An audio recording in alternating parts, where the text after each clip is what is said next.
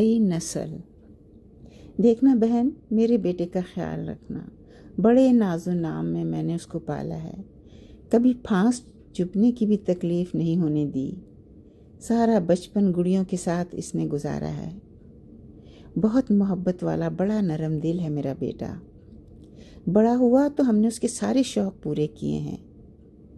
Sweaty, تم اس چیز کا دھیان رکھنا کہ اس کو کوئی تکلیف نہ ہو۔ وہ بہو سے بھی مخاطب تھیں۔ سمینہ وقاص کی رخصتی پر روتے ہوئے راحیلہ کا ہاتھ پکڑ کر کہہ رہی تھیں، aunty don't worry, I will take care of ہم۔ رباب نے مسکراتے ہوئے وقاص کا ہاتھ پکڑا۔ Darling, your mother is so sweet. Yes, میں ماما کا بیبی ہوں، وقاص نے بڑے فخر سے کہا۔ No my love, now you are my baby, Rabab نے قہقہہ لگاتے ہوئے وقاص کو گاڑی کی طرف لے جاتے ہوئے کہا۔ سب مہمان خوشی سے تالیاں بجانے لگے، خاص طور سے رباب کی فرینڈز تو ڈانس کرنے لگیں۔ ونڈرفل روبی۔ عظمت پھپھو کا صبر کا پیمانہ لبریز ہو گیا۔ اے بی بی، یہ قیامت نہیں تو اور کیا ہے؟ انہوں نے گالوں کو پیٹا۔ آپا جان خاموش ہو جائیے، بھابھی دیکھ لیں گی تو کیا ہنگامہ ہوگا۔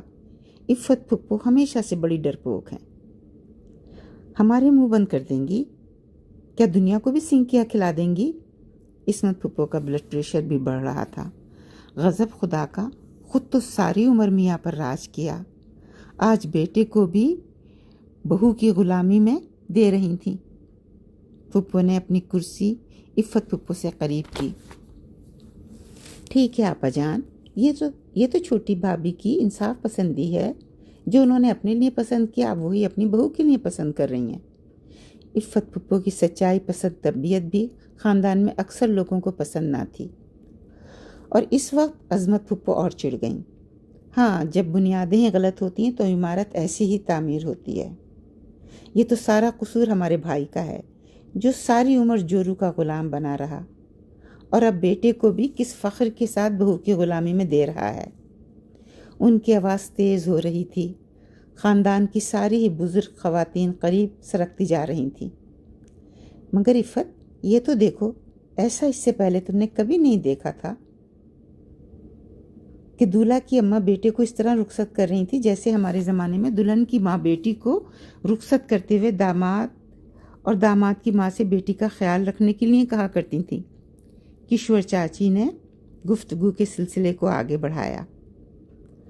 ہاں بھئی، اب تو ہر طرف نئی نئی باتیں ہی سننے اور دیکھنے میں آ رہی ہیں۔